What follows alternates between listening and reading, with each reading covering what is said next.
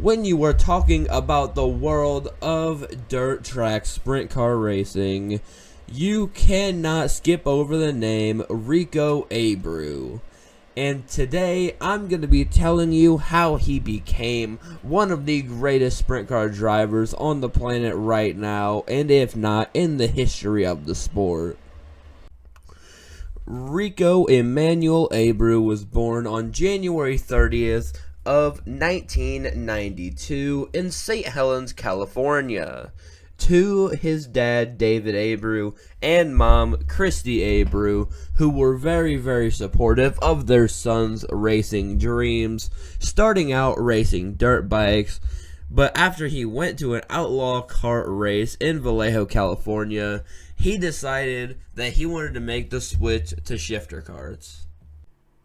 When he turned 15, he was given his first outlaw kart, and to support his racing, his father built him a 1/8 mile asphalt oval in their backyard. But Rico was not like all of the other kids. Rico was born with achondroplasia, a genetic disorder that is the most common cause of dwarfism. So he was not as big as all of the other kids, but let me tell you, he had skills like no other. He scored his first outlaw kart win at Cycleland Speedway, and little did he know that after that day, his life would change in his own backyard. At a charity event held at the racetrack in his backyard, he met a local driver by the name of Kyle Larson, and he introduced him to the world of sprint car racing, and this would change Rico's life forever. Unfortunately for Rico, his debut at the Chili Bowl would only amount to a 7th place in the B feature, just falling short of making the big race. Then his debut with the world of outlaw sprint cars, he would yet again fall just short, finishing 7th in the B main. But this would all change on April 15th of 2011 in the 360 sprint car class, where he would finish 17th in the A feature at Ocean Speedway, following it up the next week with a 15th place finish at, you guessed it, Ocean Speedway. Moving to the American Sprint Car Series, he would finish in 9th place at Thunderbolt Raceway, and then getting his first top 5 finish at Ocean Raceway in the 360 sprint cars, he would finish in 3rd. Backing it up with a 7th place the next week, a 15th on May 14th, a 11th on May 21st, and a 19th on May 29th, just to list off some of his races. Overall, finishing the season with 32 features, 7 top 5s, and 15 top 10s. But Rico would not just want to stop right here. And the next year, Rico just got better, finishing the year with 35 features made, 16 top 5s, 17 top 10s, and 5 wins. And I failed to mention that the previous year he had also won the 360 Sprint Car Rookie of the Year at Ocean Speedway. But this 2012 season was definitely one to remember, finishing in 3rd at Antioch Speedway, 14th at Silver Dollar in the 410 Sprint Cars, finishing with a 2nd in the 410 Sprint Cars back at Silver Dollar Speedway, a 15th at Marysville, and then the next week on April 27th, 2012, Rico Abreu would take his first ever feature win in the 360 Sprint Cars, and he did it very, very well against some of the best drivers in the 360 sprint car scene. And then following it up the next day at Placerville in the 410s with an 18th place, not even finishing the race. And then May 12th, 2012, he finished with his first ever win in the 410 sprint cars, following it up with a 5th place back at Silver Dollar Speedway. You might be wondering where his other wins came from. He won on October 19th at Thunderbolt Raceway for his final win of the season. So you can definitely say that he is improving. And it was the next year in 2013 where Rico Abreu would go on one of the best streaks I think we have seen in sprint cars. Starting on April 13th with a win at Thunderbolt Raceway, following it up with a 3rd at Silver Dollar Speedway, and then a 2nd at Antioch Speedway on April 20th. April 26th with a 6th place at Silver Dollar Speedway, a 4th place on the 27th at Placerville, a 3rd at Silver Dollar on May 3rd, following it up the next day with a win at Silver Dollar.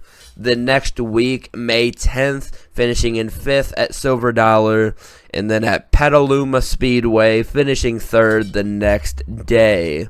Then hopping into the car on May 17th at Reno Fernelli Speedway, finishing 1st yet again.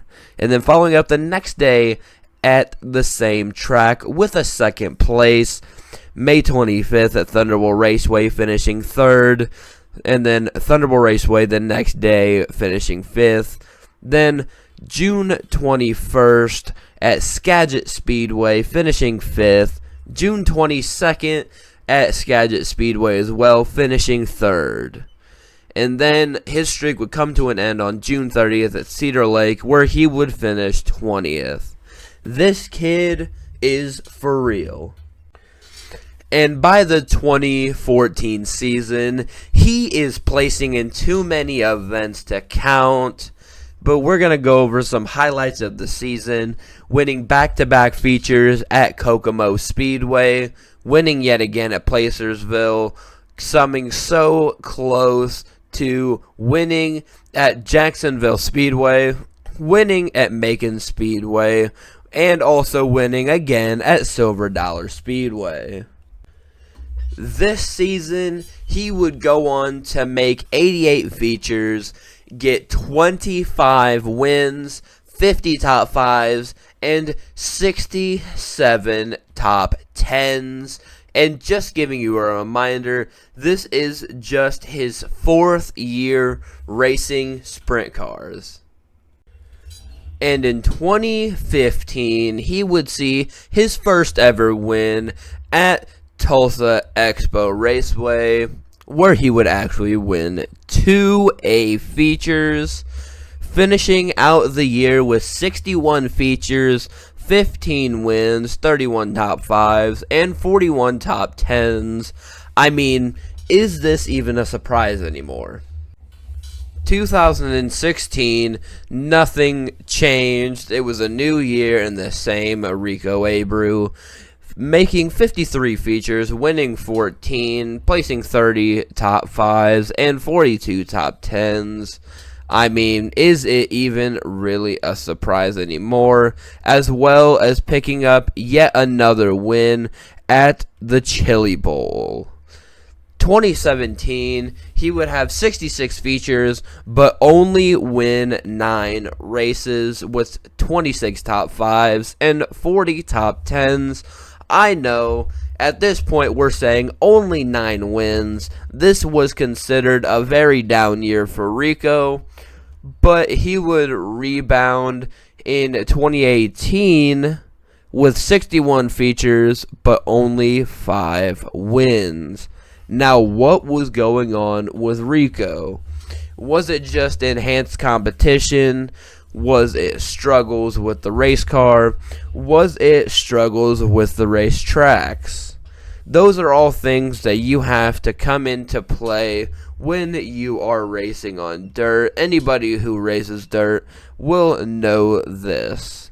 Moving to 2019, he would make 71 features and move back up into 12 wins and 35 top 5s and 52 top 10s, picking up yet another win at the Tulsa Expo Raceway on January 16th, and then finishing in the main feature in 15th on January 19th.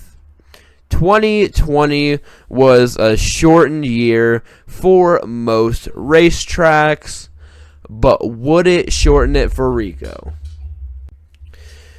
It would not. Rico Abreu finishing with 51 features, 5 wins, 27 top 5s, and 34 top 10s. Definitely making the most out of 2020. Picking up another Wednesday win at the Tulsa Expo Raceway and a 5th place in the main feature on Saturday, January 18th at the Tulsa Expo Raceway. It was definitely a little bit of a down year yet again for Rico. He's not winning his 20 races, but he is still a force to be reckoned with. 2021, he had 86 features, 4 wins, 33 top 5s, and 54 top 10s. Rico seems to have a little bit of a hunch that he has not been able to break, staying at about 5 wins on the year for the last couple years. He would break that going into 2022 with 68 features made, 7 wins, and 23 top 5s with 41 top 10s. Picking up another Wednesday win at the Tulsa Expo Raceway, finishing in 3rd in the main feature. He would go on to race a lot at Thunderbolt Raceway and have a lot of success, even picking up a win at that same racetrack.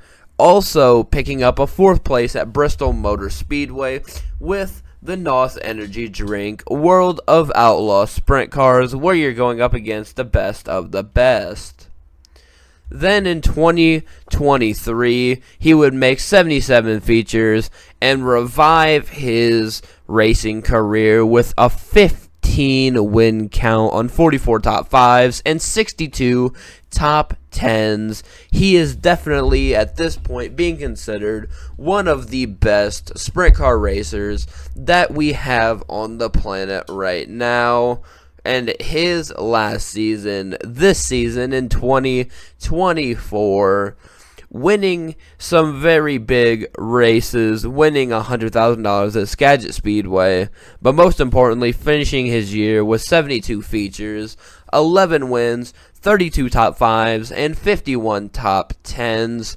Rico Abreu is still currently one of, if not the best sprint car drivers out there, and he has let it be known since he started racing. And with that being said, that's all I have for you today. I hope you guys enjoyed. If you did, hit that like button. Subscribe to my channel if you have not already. Comment down below what racer you want me to talk about next. And I will see you guys all in my next post.